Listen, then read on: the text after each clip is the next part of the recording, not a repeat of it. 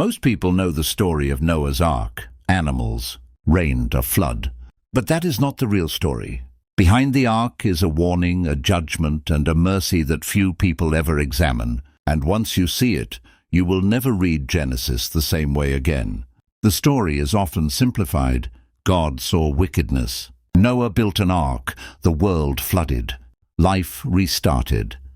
But Scripture gives a darker, more complex reason for why the flood happened. It wasn't only about violence, it was about corruption.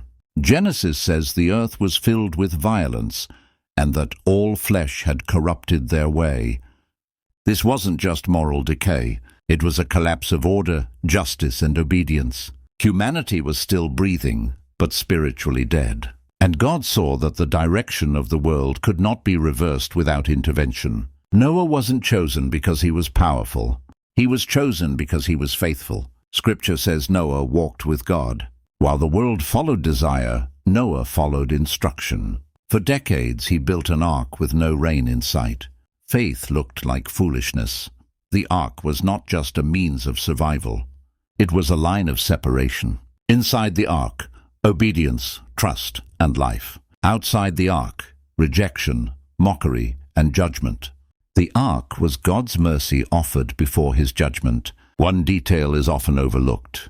Genesis says God shut the door of the ark, not Noah. Mercy had a deadline. When the door closed, choice ended. Judgment followed.